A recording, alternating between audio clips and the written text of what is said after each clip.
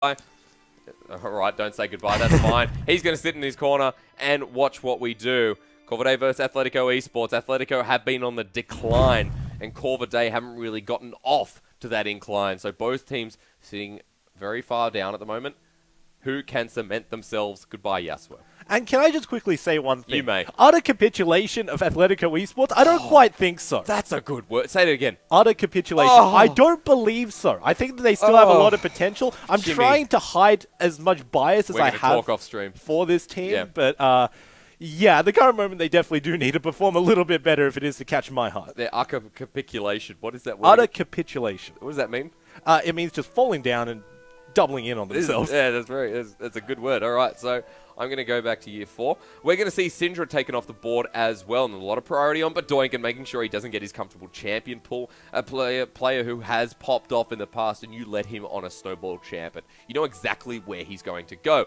When snowballs roll down the hill, they pick up more and more and more and more, and I guess that's the analogy, isn't it? Yeah, I mean, that's why they call it snowball. But going back to these bans, I think what we need to watch out for is the Did you? Stupid sexy Flanders. All right, so Rek'Sai is off the table, which means that you can either only ban away Zac or Galio. Of course, Galio doesn't have too much of a high priority at the current point because he did get nerfed a lot, but he still is extremely strong, as before. It really does go down to the fact that have your mid laners been practicing it, because he has a ridiculously high ban rate in ranked, and if you don't play him in ranked, you're not really comfortable. Well, the Galio first pick priority is there if Corvidae wish to pick it up, or is the Elise more important for Vibes, who's making his way back in the jungle now? With Vibes, he was recently, those of you at home, was on the Outlaws roster, and I said, Vibes is actually just making a name for himself in the OCS. Now that Corvidae have taken Boss out, and they've put in Vibes, we could go anywhere. By the way, Zaiton's the support for Corvidae.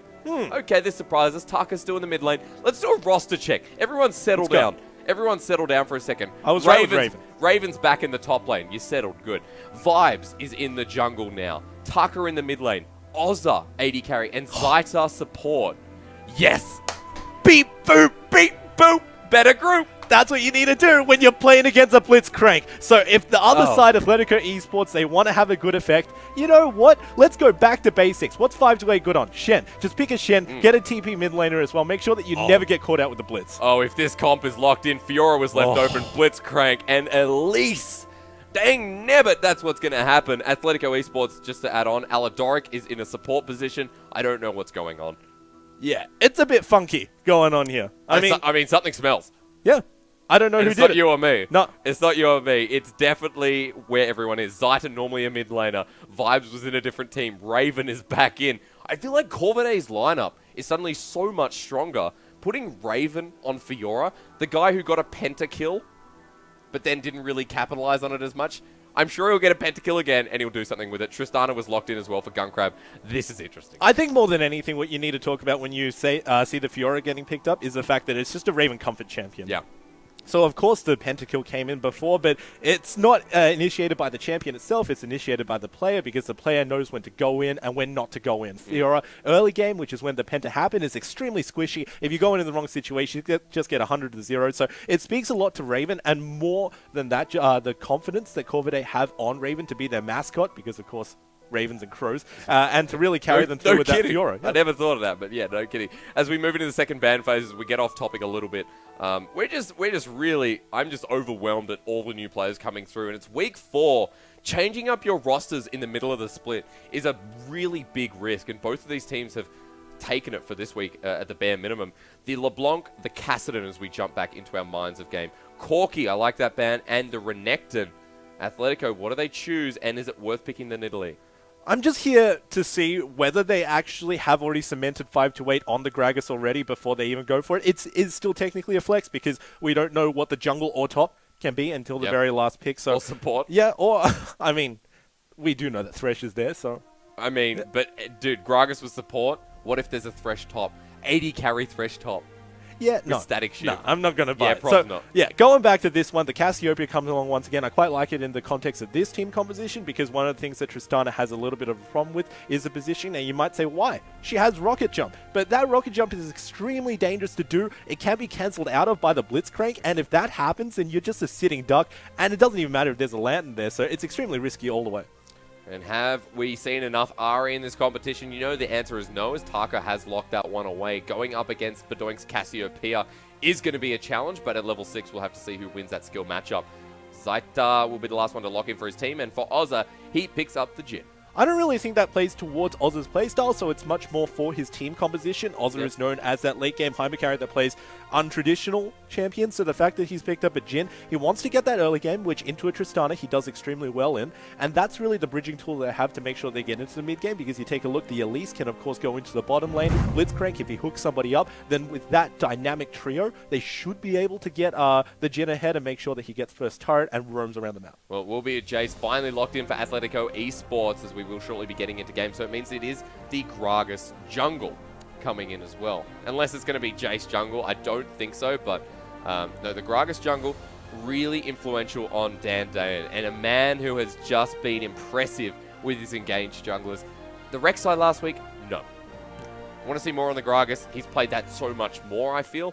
Well, depends. How many Yasuo games does Bedoink have? I think that if you take a look Rek'Sai. at his history, I think he's had more Gragas games than Rek'Sai, despite the fact that we give him the identity of a Rek'Sai player. He does extremely well in the Gragas, and ever since the rework, he's really been using his E to its maximum effect. So when we take a look at all the dashes that can conflict with each other, Gragas' one simply wins out above everybody else's. Fun fact as to why, it's because the hitbox on E is actually bigger than the model on Gragas, so he always takes priority in all of those trades. So yeah, he definitely knows all of these matchups.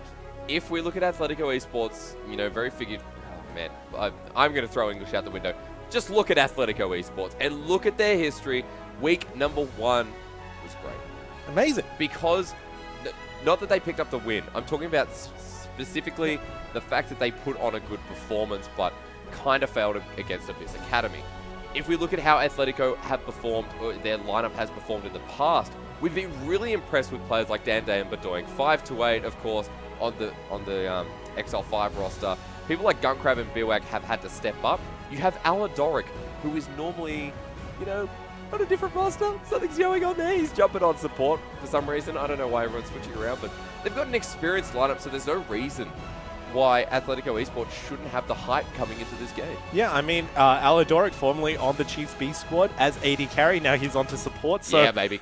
Anything can happen. I think that's what we're seeing here. Of course, he's going to be put on Thresh, which is the staple of all supports. Funnily enough, Thresh is extremely strong in the current meta, and he's also the staple. He's the equivalent of Lee Sin in the support role. And if you have... Is he? Yeah, so if Thresh is if Thresh is the Lee Sin of supports, then Blitzcrank is the Master Yi, because you just hit a Q and that's it. Man, and especially because with Thresh, we've seen in the meta that people pick Thresh, and it's like Blitzcrank is the response to Thresh a lot of the time, because Thresh can land a death sentence. You just have to land a rocket grab, and Thresh will be like, oh, beep, boop, dead. Yeah, I mean, the difference is, of course, Blitz pulls him pretty much all the way to Blitz, whereas Thresh pulls him about half the distance, and he can choose to engage as well, also help out his support. Blitz isn't there for that. Blitz is there to just murder somebody. Pull him in, knock him up, use his ultimate as well. His ultimate has extremely high bases, which is something that people always forget, about twice as much as the box on Thresh, so, and also you need to walk into it, you know, you need to voluntarily take the damage onto the Thresh one, so yeah, Blitz is there to kill. But if Athletico Esports take this game and they do not pick it up, Athletico Esports significantly drop in our tier ranking list. Corvidae can push themselves up, but we have at the moment cementing our, I guess our power rankings, we should say. We know Abyss Academy and Outlaws are definitely up there. We know that Corvidae have the ability to push themselves up, but teams like Athletico Esports need to start taking wins. If they take this game against, if they don't take this game against Corvidae, they're in some deep puddle of mud. Yeah, and when I was talking about how Athletico did excellently in week 1, that was, of course, with the caveat that they were going against Abyss Academy, which is Love the caveat. fact... Which, unfortunately, nothing's fishy here. I was talking about the fact that they performed really well despite the fact that it was what we believe to be a top-of-the-ladder matchup at that point in time. And unfortunately, they've only gone downhill from there. And every single game that they participated, we just say they perform extremely well. They play extremely well in terms of the mechanics. They play extremely well in terms of the rotations on the map. So what's wrong? They always just take this one fight that they shouldn't later on in the game. We're not talking about the early game. We're not talking about the early mid game. game is actually quite nice. Yeah, because both of those like times, both those times, you know, they're just eating it up. They're having the luxury of their early game to simply... It's expensive, but it's good. Jumping right into their hands. But unfortunately, the late game, if you get that far to the point where you have 1-minute death timers, everything just becomes a 50-50. And unfortunately, they just don't win out. They do not win the 50-50. A lot of the times, yeah. It does feel bad, man. Like, there is no point where I've watched an Athletico game and been like, oh, they're not playing that well. I'll be like, they're playing well. Oh, why did they take that fight? Yep. And then you start questioning what Athletico Esports are doing. But if you go against a team like Corvidae who can't really push that late game, or they couldn't before they had a roster change, then Athletico Esports, you would have to think are going to be okay. But Corvidae have Raven up in the top lane now. You have Vibes in the jungle. Already, I'm looking pretty good. Taka, who was an Orianna god the other week. You have Ozza still there. And you have someone in support who we haven't seen in support. You have Zyta on the Blitzcrank. Now tell me, why does Zyta never play a normal champion? Why did he play Xerath? Why is he playing Blitzcrank? We're about to find out as we're going to jump into game number 3. Give me a Blitzcrank pull at 1 minute in the game. Because he loves the long-range skill shots. That's exactly what Xerath brought onto the table. That's exactly what Blitz brings. So watch this level 1. Because, of course, we all know the cheese from bronze all the way into professional. You know that Blitzcrank is going to cheese you level 1. They're already grouping up as a 5-man unit. Yes. And if you're Athletico, come on, guys, you kind of got to expect this at this point. They're actually moving on to the other side of the map, not even going to see each other. Well, hang on. Maybe they wait till 1 minute 30. Oh, they're doing the same. Except not so anticlimactical. And they're doing it in a way that they're mirroring each other, and they're taking a lot of precautions. All right. We're going to sit it here. Wait. Can you do the conga? Follow by the lead. Athletico Esports. We're letting you go just for now. They're going to walk on back. They're going to drop a wall. Oh, no, Dan! Don't go to your Raptors! No! Oh, okay. They're going to spot him out. They know it. Zyta. Oh, okay. Why not? I mean, 50-50. Well, I mean, it was pretty much like 10-90. Yeah, you're doing it blind. You might as well just throw one level 1, of course. Now he's got no mana. Yeah, and I want to really touch on that point. Thank you for bringing up the fact that he's got no mana. He started Relic Shield. Normally we see Blitzers start Coin because Coin just gives you so much mana back on the Especially now mana in 7.13. Yeah, exactly. It's twofold. First of all, it means you can Q, but watch this level 1. Here we go. Corvidae are going to get spotted out by Aladoric. Flay was started first. Nice. Oz, it takes a lot of damage. And the pull, a little bit late by Zyta. And Ozu's going to have a hard laning phase. All right. So going back to my point that I originally had, the mana on the coin is a twofold benefit for Blitzcrank. Because first of all, one of his big gating factors is the fact that you use 3 of your rocket grabs, and then you just run out of mana in lane. The second one is your passive scales off mana. So if you're topped up by the time that you pop your passive, you get like about a 200 shield at lower levels. Yep. And that's is most definitely the difference between dying and not dying. So, all in all, Zyta going with a Relic Shield, I'm not too certain why he's gone for it. It does give a little bit more sustain onto Ozza if they do decide to go for the long trades, but potentially because they don't have a tank in the team, I guess, will give you some kind of early advantage, but Blitzcrank is the pick. He's not going to be the front line unless he charges on through. There's a lot of pick potential in the side of Corvidae. I'm going to say that the only advantage that it gives you is if you build it into a face of the mountain, and even then there are a whole lot of issues with face of the mountain, namely it's extremely expensive, and if he doesn't go for it, it's not good. Oh, no, no. Vibe still comes on down, and yeah. I'm keeping a mental count. That's the third one that he's missed. 100% miss rate. 100% miss rate. Sorry, mate. Feels bad. Doesn't look too good. Maybe you should watch T-Gun TV. Learn a few tricks from him. The question is, would T-Gun be proud at all that the fact that the Blitzcrank was played, or is this not enough? I don't think it's enough yet. I don't think it's enough, because if he's proud of that, then any random person in solo queue could just pick Blitzcrank, and that should theoretically tickle his fancy, but no, you got to execute it properly. You got to land the hooks. Well, early part of this game, there's definitely been something to smile about, and if the Blitzcrank can get off the ground, or at least get someone off the ground, then we're going to be asking very less questions and more about how this can escalate. Taka staying for the trade, but going out of mana. But starting with the Corrupting Potion is a much better start, I believe, as Dan Dane will be running on through, and Vibe's going to get forced off his blue buff. Shock Blast, engage. Vibe's going to take a lot of damage. Will have to repel flashes over the wall.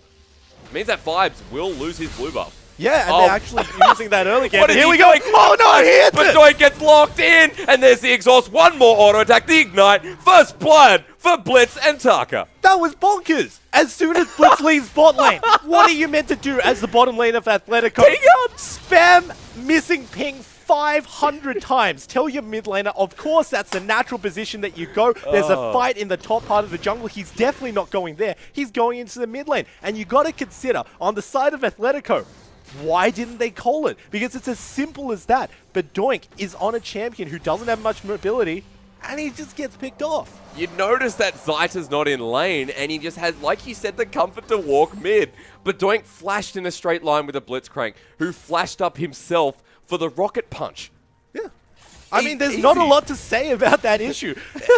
Being an analyst when a Blitzcrank is in the game is extremely difficult because it really just falls upon whether he lands the hooks or not. And guess what, Jake? He landed it. He landed it. I mean, it was the first 1 out of 4. I believe that he's landed 1 out of 4. But he got a kill. That's all that matters. Cocoon misses up top, 5 to 8, already having to flash. Vibes following through with a volatile Spiderling, doing a bit of damage on return. 5 to 8 will have to force teleport here, but he does not have flash. Wow, and they're actually trying to force him out, which means that they want to get as much chunk as they possibly can, but Dandane's here. He's come on through, Repel will get the Vital, takes a turret shot, that's Raven. Dandane looks like he wants to follow it up because Bedoink has roamed up, grounded through. Raven will take one more Twin Fang, gonna leave it for Bedoink, sorry, Dandane. Just kill Raven already, body slam, and meanwhile Vibes goes down. Great roam from Bedoink, means that Athletico get 2 on the board. What do we say, Hysterics? We said Atletico's early game, and right there, that's what they displayed. 5 to 8 was the sacrificial lamb. Fortunate enough for him, he didn't die either, which is really helpful for his lane. And it baits both Raven and Vibes forward because Vibes wants to be able to get Raven ahead, take down the first turret of 5 to 8 to make sure that Fiora can start moving around the map, get to that 2-item power spike. And what do? They over-aggress Dandane and Bedoink there. Wow, Petrifying Gaze, level 6 versus level 4, and Raven has to flash away. Will take the Petrifying Gaze to the fullest, and a big minion wave for Raven means he has to be careful, and unfortunately we are going to have a pause going through some kind of technical issue as well, so we will keep you posted, but Blitz lands a hook, that's good, that's first blood. However, that roam up from Bedoink, ooh, man, that was even better. Yeah, he moved on to the top side, and we already mentioned it, how they're trying to set this one up. 5 to 8 is actually really good when it comes to baiting over the enemy team because he's the one with OPL experience. Yep. You take a look over at him, he's on a J, somebody who's extremely squishy in the early game. True. Really only picked for the lane counter into the Fiora because of his range. And all of a sudden, they just think, you know what, maybe we can take this Jace down. He flashes all the way behind his turret. They go very aggressive because naturally the bait is, of course, you've got a Fiora who can reset her autos with a Finecraft Blade Work, I believe, which is an E. And also, you got the Elise with a Skittering Frenzy. It's called Blade Work. Yeah, it's either, it's the Fiora's E and it's the Elise's Spider W. Gotcha. Which gives you a whole lot of attack speed, and you can actually take down a turret extremely early on. Yeah. So they were baited into doing it. And then Dandane comes. And then Bedoink comes, and they just die. And we're back, baby. I gotta say, this is our most exciting game of the day so far. 100%, 150 million%. Other games were quite slow. This has just taken a whirl. And this is a really aggressive early game from both teams, but it will be that small gold advantage from Athletico Esports. You're not frowning because it's only 300, but you are still excited with the possibilities. Bedoink will take a massive trade. Taka didn't use the, what's the RE? Spirit Rush, that's the one. Spirit Rush.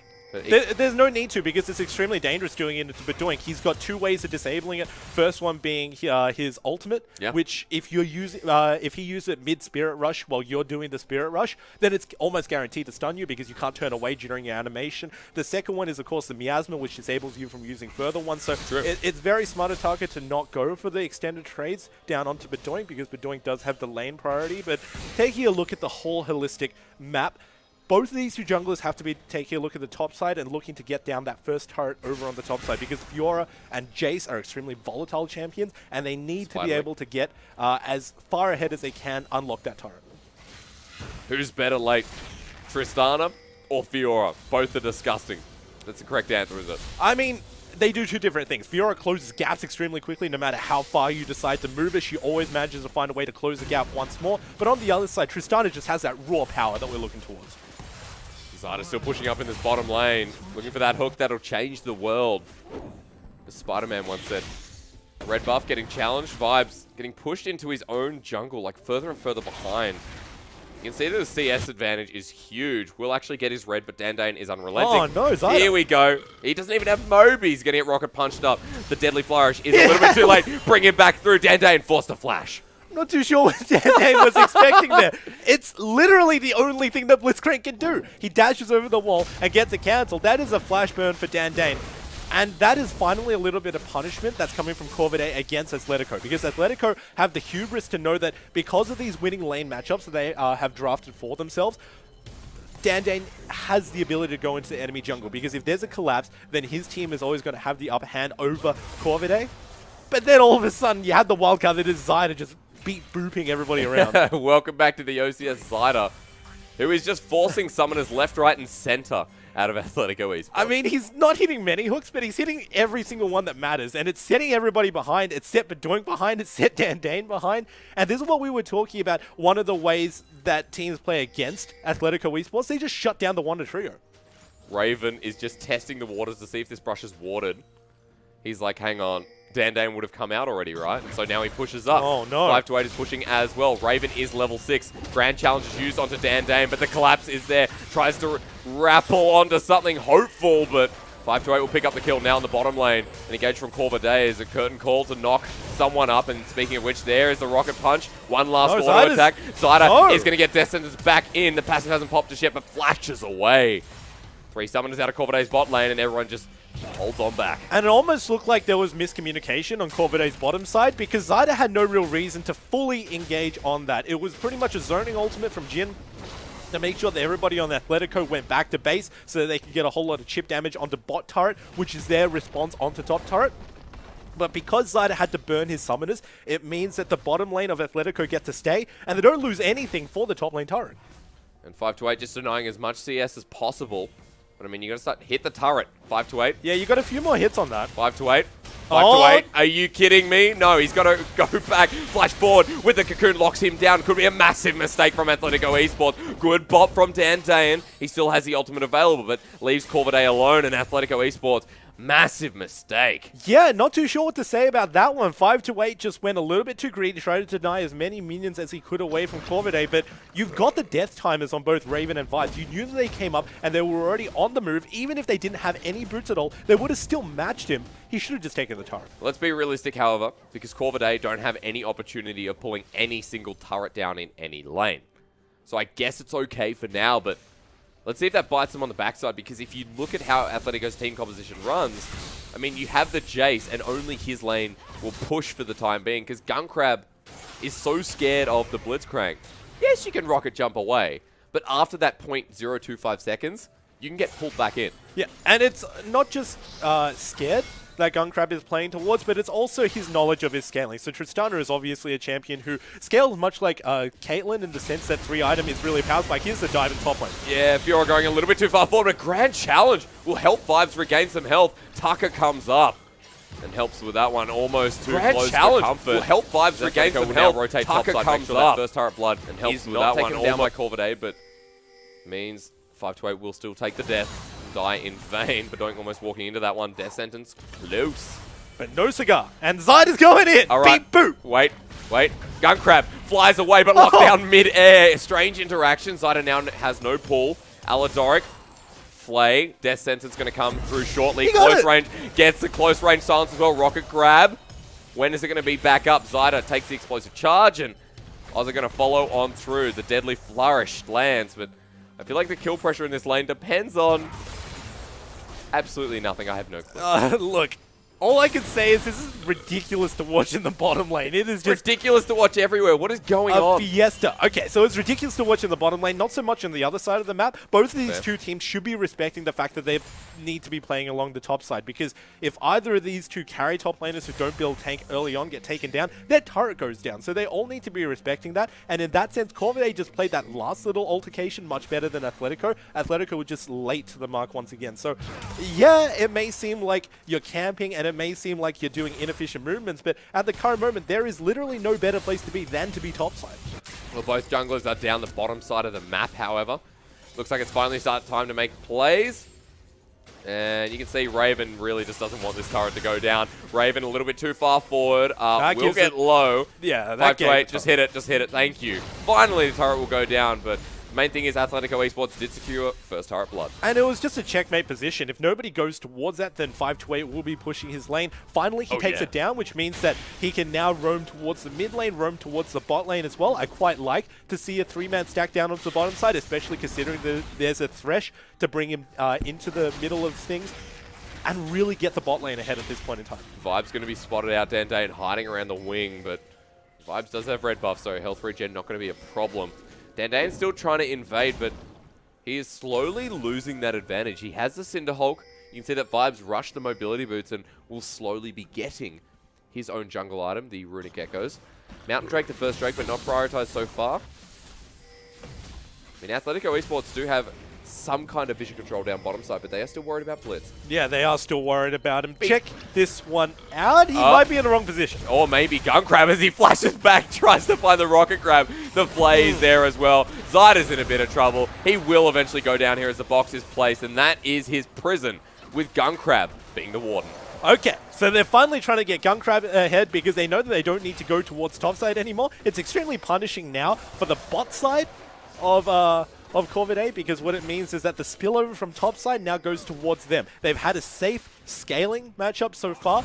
The fact that Jhin and Blitzcrank hasn't managed to get ahead as a natural 2v2 phenomenon is really punishing towards the side of Corvidae, because now if they get shoved in, which it looks like they will, there's not a whole lot of response that can happen. Their one reprieve is the fact that Raven has teleport and 5-8 doesn't. Curtain Call going to be dropped here right in front of the turret, but Athletico Esports don't seem to mind. Their sentence lands. Aladoric will not go in on it, however, great explosive cast. Vibes disengaged, but a great TP. Raven has found his way down to the bottom side. He's grounded, he's locked down. Dandane, explosive cast, will disengage. It's a 1-for-1 trade as Bedoink kites back and gets a kill. Taka flashes on through. Petrifying Gaze, however, and Ozza will pick up a kill. It's traded back and forth again. Bedoink flashes out of the way. He's exhausted. Already has a double kill under his belt. Athletico Esports getting quite low. We'll just leave it at that, and Corvidae will find the natural push. And the early game from Corvidae's bottom side, now it might finally start to pay off if they can get this turret down before the enemy. Oh, the flash cocoon. He jumps on forward. Rocket Grab going to miss, but Vibes flashes himself. And it will force one out of Gunkrab with Bedoink just left to pick up the remnants. Gunkrab trying to find a kill. Vibes is low. They're all going to go over the side, and that's going to be simply that. Yeah, and that was actually fairly decent for Athletico, not in terms of the way that they played it, but in terms of the outcome for them to not lose so heavily down onto the bottom side. The fact that their turret still scans means that they have a whole lot of window to not necessarily fail in this one. So watch this replay, because what you need to really check out from what we set up is the fact that Fiora had the teleport, Jace didn't. She comes into the fight, and while she does die in this situation, it still does help out the bottom lane, because that's the difference that they really needed to come back ahead. Corvidae finds something out of that fight. It was a good flash by Bedoink as well. But getting a double kill on the Cassiopeia that early in the game, very, very good. 3-1-1. Rod of Ages. Yes. Yeah. That Rod of Ages is going to be really heavy for Bedoink. We had to take a look at Bedoink and naturally say that he had the lane priority. Even though Ari has the early to mid game, it's completely disabled because of all the tools that Cassiopeia has. Has a little bit of a gank set up by Dandane in the bottom lane. I don't think it should culminate into much. This is extremely risky, the lane assignments of Athletico, because they've actually put Gunkrab into mid lane against an Ari. That's dangerous. Okay, stunned up. There's the Rocket Grab again. Dandane way too far forward. The Dark Passage is there. Will survive this time. And the turret will go down as well. You're kidding me. Oh, that should not happen. And take a look at that miasma. Completely cuts off any single way that Taka can come into that to pick off Dandane in the back end. So they get a turret for nothing. And chicks for free. Yeah. It's nuts. It's mental. Oh, no. Okay, going to be spotted out. Cocoon comes through, and Rocket Grab in. Pick potential, baby. Corvidae, pick one. Better group. Oh. Unfortunately, they were trying to back. They were window shopping as well, but admittedly, it was blind. There were no wards at all, and Zyda just guessed that there would have been somebody backing over there. It is always a guess with the Blitzcrank. The follow-up, the pick, the creativity out of Corvidae will net them a Mountain Drake as well. Athletico Esports, however, still sit 3k gold ahead. If you look at how Athletico Esports are narrowing their lanes down, they've kind of just left 5 to 8. They've kind of just said, okay, he's gone Bork first. The lanes that matter, the Cassiopeia, the Tristana, they are ahead. Yeah, they are. And that is due to the fact that Dandane finally managed to get Bedoink ahead, because he pulled him onto the top side, pulled him onto the bottom side, made sure that he was the recipient of a lot of those kills that happened in those fights. And now he's starting to spill over into Gunkrab, somebody who doesn't have too great of an early game now that Tristana is more or less safe for the rest of the fight because of that petrifying gaze that Cassiopeia always provides as a third point of safety for him. is going to be really comfortable, and he's going to be able to scale up to the 3-item power spike, a lot like the Caitlyn, and start burning down these turrets, funnily enough, a lot like a Caitlyn. Well, I mean, it's the first week he hasn't played the Caitlyn. And Gunkrab His looks team okay. actually banned it away, funnily enough. And it's maybe because Ozza wants to play it. Maybe because it's strong. Here It's comes the extremely Rift strong. Athletico Esports group is a 5-man unit mid. They're going to hang around it. Oh, yeah. Get behind him, baby. It's full health, though. This is maybe not the most optimal usage. Yeah, no, but they found the death sentence. They go in, grounded through. Tristana backs away. That's Ooh. Gunkrab. Atletico at low health bars, but it doesn't matter. Aladoric still picks up the kill, and Corvidae have to back away. Also, we think as the curtain call is just going to go straight into Dandan, and Aladoric. Death sentence won't land this time, but the turret will decimate. That was extremely creative coming out from Athletico, because rather than using the Rift Herald as primarily the charge, although the charge happens in the fight, Baby, we're still going in. Death sentence lands perfectly. Gunkrab gets a reset. He goes in, he goes out. He's finding his way back in. But Doing positioning so well around these fights. And 3 members are dead now before we can blink. Corvidae, they're going to lose something else. and they're going to lose a whole lot more. Going back to my original point, Dignity. I quite like the fact that Athletico was using that Rift Herald creatively. Of course, there was the big bonk of the first hit onto the turret, but every single thing past that, what they were actually using it for was a bait to start the fight. Because if you're on the side of Corvidae and a Rift Herald is barreling down onto your turret, it gives free reign for everybody else on Athletico to start hitting down that turret. So what do? They tried to clear it, and they just baited it all open. So this is really what we need to watch out for. This is the second part of the entire fight. Gunkrab goes in, he goes out again, and watch Badoing just knowing his ability to outkite the turrets in this instance, knowing the turrets Outkite the turrets. I mean, if you know the turret's range back to front, then you know that you can actually dive that one and just go even further beyond. Well, Badoing's diving abilities are going to get worse as he gets that Seraph's Embrace. A Cassiopeia main. This guy has got a deep champion pool, but he has been known for his Cassiopeia. 4, 1, and 3 in this middle portion of the game. We've only just hit 20 minutes. And Badoink is a monster. It feels like Athletico Esports going up a team like Corvidae, who might not have their roster online, considering they just switched it around. Okay, take it back. No, Gunkrab! Tristana's been locked in again, but Gunkrab, he lives. He forces his way back on out. Still has the flash. He's very low. The teleport to follow through, and that's 5 to 8. Fight has stopped, but did they just start Baron? I don't think that they can, because Gunkrab is particularly low. He doesn't have lifesteal apart from the Doran's Blade. Oh, yeah. This might be a little bit of a cheese Blitz versus stretch coming out from Athletico. Not a whole lot of vision is there for Corvidae. Wait. I'm quite confused. Corvidae doing the same thing. Cameraman, move it over a little bit. There we go. They're doing the same thing, baby. Here we go, the flash forward. There's the first one. Rocket jump right into the middle of the fight. Dandan will take the Dark Passage after taking Vibes out. Baron has been started, baby. And did you see who was the first person I to face check on Corvidae? It was Vibes, the Elise. Why is it the Elise? Oh, another death sentence lands. He's going to be flayed right on in. Zaita makes Badoink unstoppable as a minion will take down Gunkrab. Again, are you a god, Aladoric? I think you might be. The flay. Spirit Rush is hardly enough as the Dark Passage will bring Badoink into fruition. The Baron will be taken by Athletico. And here we go. Taka, yep, you're dead. Yeah, there's not too much to say about a mid-game Jace reaching his power spikes. The Blade of the Ruined King going into the Black Cleaver is pretty much as strong as the Jace will ever be. Just manages to take down Taka, but going back to originally what we were talking about, it was kind of odd to see that Corvidae sent Vibes first to face-check the whole situation that Athletico had baited them into. Especially seeing that they had the curtain call available and was checking the Baron. The first shot hit Baron, and they realized that the Baron wasn't even started yet. So at that point, they should just be calling, no, they're baiting us. But they were just on 2 separate pages. They face-checked while the curtain call was happening, and you really got to question Corvidae, where's your communication? Because if you played that perfectly, then what would have happened is Ozza would have just shot a bullet into Baron and just said, you know what, they're not doing it, let's just back off. Fire the torpedoes. Man the torpedoes. Man the guns. Second turret is going to go down mid, and Athletico Esports, before you know it, are 7,000 gold in the lead and a firm position in this game. Now, you can say that they have a Fiora on Corvidae, but what happens when Athletico Esports have a Cassiopeia, have a Tristana, who are now just pushing down these turrets so quickly, especially the Tristana. Another one's going to go down. That is a second inner turret to hit the dirt. Top lane is so low, and Baron is still up and available, ready for this inhibitor turret. Yeah, and they're not even backing off from it. They just keep on going. Miasma dropped on down.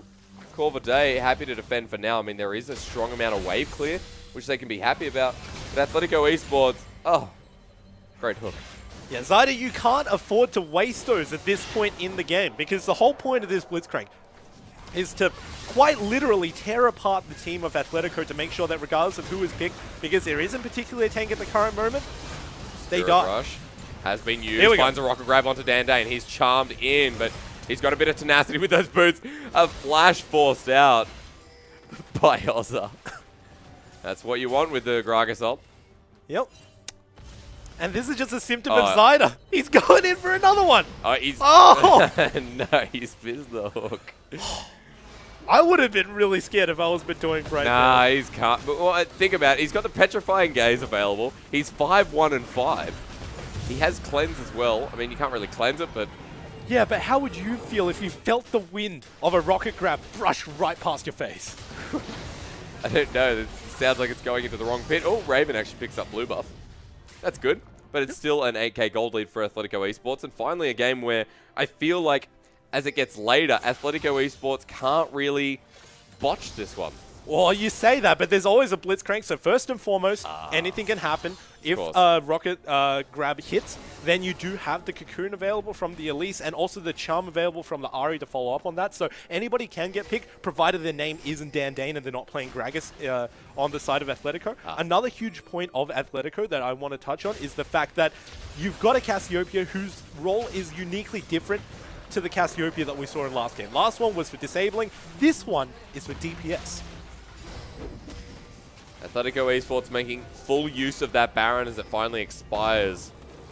You see that they got all of the outer turrets and positioned themselves well, so it's going to be about a 3k Baron power play, if my math is correct, and their whole team composition makes so much sense, Preacher. Just makes sense. It just makes sense. Yeah. Yeah. Every single part of it just made sense, and they also hit it at the correct point. So we were harping on about the early game, how everybody needed to focus on the top side. They opened that up for 5-8. Oh my god, that's filthy! Disgusting! Doink! I mean, that's just a symptom of a 5-1-5 Cassiopeia who's already reached her 3-item power spike. Ugh. She's going into a Void Staff right now, and by the time that Bedoin gets that, he truly will be unstoppable, bar a pull from the Blitzcrank. Raven's still showing us little elements of last season where wouldn't really know how to capitalize on any kind of advantage he has. You can see it still here, 0-4 and 3. And 5-8 had a pretty rough start to the game, but he's now 3-1 and 2. He's a Jasu, is close to his 3 items, which looks like it will be the armor penetration item to finish off. Picking up that Maul, which I'm assuming it will be, or the Mortal Reminder actually, if you are going against the Fiora. And an Ahri. Would be a good pickup to go into either of those two, as well as Ozza, who at the current moment doesn't have lifesteal, but obviously pretty much every single ADC does build it later on the game goes. One thing that you need to be worried about in terms of Corvidae was their drafting, because you take a look at the Fiora, which was picked extremely early on for Raven. They put a lot of faith onto Raven, but that's only one side of the coin. The other side of the coin is the Fiora also didn't really match into what their team required. Their team required a very strong front line, not somebody who can necessarily assassinate, because you've got the execution potential from Elise, you've got the 1v1 assassination potential of Ahri. You needed just a strong front line that is a Blitzcrank, and unfortunately they get a Fiora. And yeah, you can say that's a lot of trust that they put onto Raven's shoulders. But another one is, it just doesn't fit them. Athletico, they wait like 30 seconds AFK. I mean... They're not on the map, Baron's not up, so obviously they're not doing it. Well, they'd be like, Corvidae would be like, well, they're waiting in a brush, let's take one at a time. Hang on, they're going to do it again. Farming. Are they going to do it again? They're just hiding in the brush. I mean... They're doing a whole lot more than that. They're sacking the enemy jungle, which admittedly is working out towards Athletico's favor. They're getting all the gold and the experience while Corvidae isn't. Yeah. And that's really the advantage they're pushing. The fact that they can get all of these objectives and get that slight gold and slight experience lead over Corvidae that the Corvidae can't pick up in just waves alone. Now Corvidae doing the same thing. This is what makes an exciting game, folks. Blitz Thresh meta. Here we go. No, we don't. We're just going to wait for a wave. Oh, what's that? Clearing waves all day long. You like it? You like the kid at the zoo who's like, Do something! and then you fall through the snake glass window, and then... You fall into the pin, and Harambe's just waiting And then, for you know, suddenly you realize you can speak parcel tongue. Who's the snake in this instance? Bedoink, right? Well, I mean, no, I was going to say Bedoink Harry Potter. Don't kill me. I'm not your enemy. Raven has just popped Grand Challenge and actually forces the flash out of 5 to 8, so it's some kind of good executable combos. Ozzo's been caught out. Oh no, the hook lands on a Dean, brings him in. Godlike Bedoink has started something here, and Dan follows it up, forces the flash. Ozza is down, and Athletico Esports, the Baron is live for their taking. Yep, they take down Ozza because pretty much Corvidae just wasn't in place for that one. They were trying to set up a death camp of their own. This is gone. Yeah, they burn it down with the Cassiopeia. It's going to go extremely quickly. Bedoink. Oh, I can't say that, can I? Baron is going to go down second time for Athletico Esports, and 11,000 gold does not look pretty, especially if you owe it in taxes. And baby, late game is all going towards Athletico. Gunkrab has been the silent protagonist throughout all of this because he's just been scaling towards his power spike. Yep. Now he's got the 3 items, Rapid Fire, Static, and Infinity Edge. He's ready to roll. He's ready to go straight into the enemy. And Raven doesn't have... He's only got 2 items. Yeah, he's only got 2 items, which means that he's got to be extremely squishy. Neither of them are tanks. Fortunate enough, he's got a Ninja Tabi, which is alright, but it just simply won't suffice for him at the current moment. One cool interaction that I just really do need to point out, because I think is really awesome, is on Tristana with Rapid Fire Cannon. When you get to level 18 with a Draw a Bead passive, how she gets more attack range, you can actually outrange turrets every single time that Rapid Fire's up Oh, really? at level 18. It's funny. It's hilarious. Well, Cocoon lands. Death Sentence does not. Athletico Esports still holding all of the map's little wonders. This is going to be Mountain Drake. This is going to be Athletico's. There's going to be one more step in the right direction. Athletico Esports locking down such a better week 4 than the previous weeks. This Mountain Drake is just a symptom of the fact that they've just got all of this jungle clear. Okay, Doctor, yep. For the entire map. Yeah, and pretty much the disease is the fact that the early game didn't go towards Corvidae's favor. They didn't focus on where they needed to, namely the top side and then the bottom side. They let everyone roam. They let Athletico Esports have the piece of the pie. It was sitting in the window.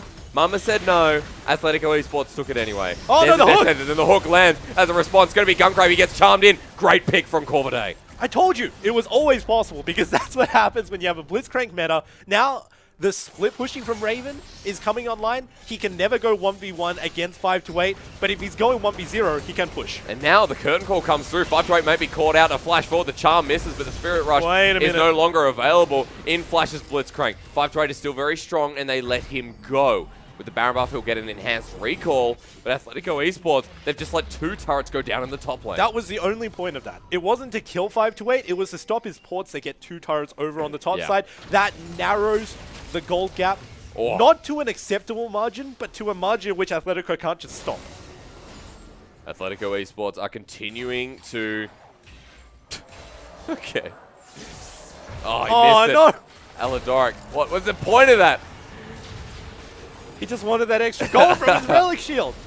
Unfortunately, okay. He miscalculated on that last one. Right. There's still a 2-level disadvantage by Raven, but the fact that he got those 2 turrets, it does give Corvidae some kind of... What's the word I'm looking for? Hope? Yeah, it gives them... Dreams? Yeah, it gives them some hope. Love? To get into the late game. Gold. But the late game naturally favors Athletico's composition, so what they need is instead to continue doing what they've always been doing. Yep. And that is put all of their eggs into the Zyda basket and hope that a hook hits. Because the last time you hit on the Gunkrab, doesn't matter how accelerated your build is on a Tristana, he's still a Tristana, you just die. And he is actually taking quite a lot from the Jhin, as the Cocoon will land 32 minutes in. You do not want to get Dante and Zyda. Dark Passage just to look cool, and the Shock Blast combo will try and burst some of them out.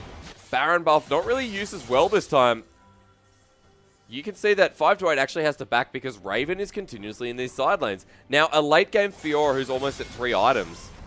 This is starting to look good for Corvidae if they do not fight as a 5-on-5. Can Corvidae claw their way back against a Tristana and a Cassiopeia? Might not be claw their way back, but they can certainly get a whole lot of objectives trying to do so. Fiora can just split push, and if 5 to 8 is a little bit too late to it, then it means that she just melts a turret. But a 5-on-5 fight without Gunkrab, now that is a cookie that Corvidae can crumble. Oh, it's still pretty difficult because you got Bedoink there, and he can always disable the Ari jumping in with his Petrifying Gaze. But once again, that is assuming that he can. Miasma. Yeah, Bedoink unfortunately did miss one of them in the game. He hit 2, but he missed 1. So, you know, that means that he's not a god, he's not a machine. He's still a human, and he can miss them. But, you know, 2 out of 3 isn't bad. I believe that's a lyric. Is it? I don't know. It is. My 90s pop music knowledge isn't that good. Yeah, that's because you don't like 90s pop. Obviously. What music do you like, Preacher? I don't know. Oh! Nothing at all.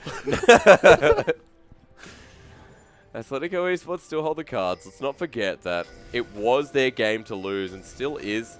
You've got a Cassiopeia with a Rabadons. You've got a Cassiopeia who is actually going for the 40% CDR. Sorry, 30%, I guess. 30%. What do you finally build with the Amplifying Tome?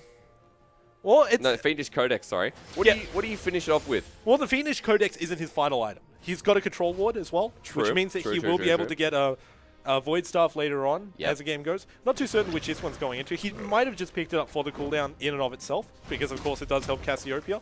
Speaking of cooldown though, Zyda, you better hurry up. He just 2-hit that. Sorry. Zyda needs to hurry up with his cooldown reduction. He's got 30%, he needs 10% more. If he doesn't get it, then he's not at his maximum utility. He's got 30%, so he's got, what is that, Knight's Vow? Wait, no, they took percentage off Locket. He's only got 20%. He's only got 20%, correct. Get a Frozen Heart right now. Get a Morellonomicon. Get an Iceborne Gauntlet. It works with Blitz. Blitzcrank Burst. 10 out of 10. Not the greatest item for support, but it works with Blitz. Why? Okay. So we're waiting for a pull. We're going to use the traps. This is what Corvidae is running through their mind right now. Vibe's going to go through and get a bit more ward control. Athletico Esports, I mean, they have all the time in the world. Yep. Baron's coming up. They're going to get 3 Barons at this rate. 34 minutes into the game. I think all the criticism that we gave them, they also gave themselves, and they're not just taking these 50-50 team fights later on as the game goes. They're respecting this as much as they possibly can. They're trying to play the 100% completionist League of Legends method, which is slow, but it's almost guaranteed in that sense, because you go for a Baron, you go for an Elder, and you just take down all inhibitors before you finish a game. Bedoink is still huge. I want to see what that Fiendish Codex builds. Is he going to go Abyssal Mask? Is there any point? Abyssal Mask? How much? He'd had like 3k health on a Cassiopeia. Would be nuts, wouldn't it? Be quite crazy. Raven, crazy. Grand challenge. Okay, the 1v1. 5-8 still winning it for now. I've got to burn. Oh! All right, Zyda comes through. The flash forward forces the flash out of 5-8. Will punch up a minion in disgrace. But Raven survives. GA is going to be down. You can see that 5-8 still has his. Teleport's available for both, but Blitz is in the bottom side. So Curtain Call coming through. Dandane still secures the Baron. That is the 3rd Baron for Athletico Esports. Get the hell out of there, Ozza. He runs. He hides. He will survive. But Baron has picked up that's number 3. And Elder Drake is up right now. Oh, he big. So you can imagine that that's naturally the next objective on the map. With a Baron buff, Athletico should be able to finish a game, but like I mentioned, the same amount of criticism that we had for them, they have for themselves, and they just want to take it as safe as they possibly can. They're going to pull the Dragon out. This Elder Drake will be a Mountain and Cloud Drake for Athletico Esports. Corvidae looking to fight this one. Death Sentence goes wide. Dandane jumps on into Zyda. Zyda presses the ultimate, punches someone, uppercut to the jawline. Aladoric gets a kill, and they get the Elder Drake with Zyda down. Can this game get any faster? And in some respects, you just say Corvidae's comms would say, you know, it's just our support, we can back off with it. Take a look at the amount of time that he has before he's back up. 30 seconds on a Blitzcrank. Ain't no way that you're turning this game around without him. Athletico Esports now starting to crush the base as Dandane forces the engage and the Righteous Glory. Inhibitor finally broken down mid. At 37 minutes into this game, looks like the Elder Dragon definitely helped. Yep. Unfortunately, though, they are playing the completionist method, which I'm not a huge fan of, but it does guarantee him the win. I mean, I think after the let's be realistic here. After the other couple of weeks from Athletico Esports, this is a good method for them. This makes for them, yes, for them. All right, preach it. Maybe not for us because it is slow and steady, but for Athletico Esports to actually get a win that should be secured, like potentially you could say Lynx last week was. This is the way to do it. They're now going to crush on in, and with the Baron buff and Elder Drake and the Tristana split pushing pressure, Yummy, yummy, yummy. That's going to go down. Right in my tummy. And they're going for the third one. Now we're going to back off. Okay. Tristana jumps away. Baron buff going to be used. Zyda. Oh, come on! All right. In all fairness, this is good for them. Because it means that they've identified their own weaknesses. For them. They're now trying to play towards their own weaknesses. And hey, first and foremost, if it gets you a win, it gets you a win. Second of all, if they had a huge problem and now they've finally found a solution to fixing it, which is not the most elegant solution, which is not the fastest solution, but is the most guaranteed solution, then it's still a win for them, and they are developing in the correct direction. Yeah, look, Athletico Esports still very, very comfortable here. That Elder Drake is going to expire shortly. There's nothing really Corvidae can provide right now, apart from a rocket grab, apart from a pick. There is so much pick potential, and the question still lingers as to what they can do with it. You have to get specific, though, because Banshee's Veil now on Badoink. Gun Crab, I assume it's going to be okay. The flash forward. Vibes really wants this pick onto Dandan, and he gets Charm forward. Could be a great pick. 5 members there. He pops the Gargoyle Stoneblade. Oh, miss flash. But what happens because of it? Well, they're going straight for it. That's fast. Baron's running out, though. Mountain Drake going to help. There's a rocket grab. No. They find someone else, but he rocket jumps over the side, locked on down, rooted for a while, but the Redemption will heal him up. Athletico Esports in a bit of trouble. They try to kite on back. They picked up someone else. 2 members dead. Yeah, I don't know. Hysterics! It's happening! The Athletico late game 50-50. OCS week 4. It's the hump week, Preacher. It's the hump week. It's okay. After this, let's be honest, we're looking forward to Abyss Academy and Outlaws. Yep. That's going to be the game of the night. Woo. That'll get me right back up. All right. Right after this. But we're going to focus on this, baby. We got it. Because that's what's on our screen at the current we're moment. stuck here for another 10 minutes until that Baron spawns. 40 minutes now. We're into late game. Hysterics. You want to mention Athletico? You want to message them afterwards and just say, you know what? We could have had 10 more minutes to our night. But instead, you guys have been delaying this. But in all honesty, going back to my point. Yeah, look, you did say it was safe, and I understand. Yeah, it's safe. If it works, it works. But how safe is too safe? I mean, apparently it wasn't safe enough. It wasn't safe enough because Dan gets caught. And Aladoric is a little bit too far forward. Fortunate enough, Badoink recognizes that the Thresh is a little too far forward. He just leaves him for the Wolves, which is much better than trying to fight and dying as well. So you got to give him that.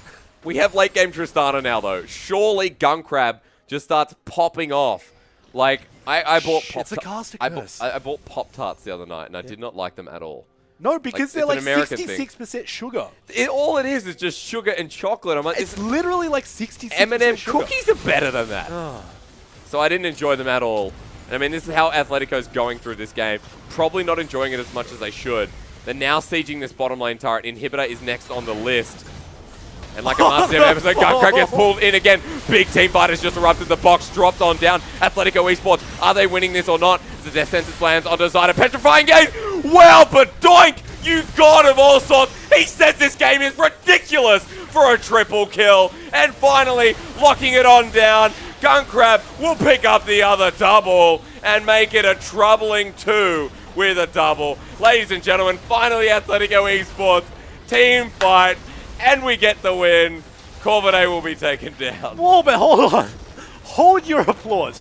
First and foremost, we are glad that the game is over. Thank you very much. But how did it end? How did that last team fight go? Because Tristana got caught by the rocket grab, and if they didn't have the ridiculous gold lead that they had, then that could have gone differently. That could have gone the same way that every other game has gone for Athletico. Mendrix, start us off. Champion select. Let's talk about team cops. Far out. That'll finish at the very end. And that was just an amazing petrifying. Like, just like, switched on. Switched on out of the blue. Okay, so team compositions there. So clearly, they knew they needed to play for the late game. When you've got a Tristana, when you've got a Cassiopeia, 2 ticking time bombs. And boy, did they play for the late game. Wow. Man, we were in there. We were there. That was so cautious. That was the most cautious finish I've ever seen. Ever. But regardless, they do take it home, and I want to bring it back down to one of the problems that has been plaguing Corvidae. Okay. These guys make good plays early. Yep. They make good plays, but it just doesn't transition into objectives. It was pretty even. I mean, 4-6 in that kill count. But for some reason, You look at it at Athletico Esports, and they've got a 3K gold lead. All of a sudden, they take the Rift Herald, they just turn on and absolutely take complete control of the map. All the towers are falling down, they're getting Barons, they're getting picks. Creates this massive cat and mouse game where really, the person with vision is going to end up winning it in the very end. And then what happens is they do play, again, really cautiously because they take all the objectives, they take the Elder, they take Cautiously is a word you keep cautious using. yeah, because it was just cautious. And sometimes you sit there and go, a bit too much because it gave a lot of time for Corvidae to farm back up. And it was a bit of a sketchy finish towards the end. Yeah, but don't got that ultimate. I guess in the end, the team fight 5v5 was always going to be their highlight.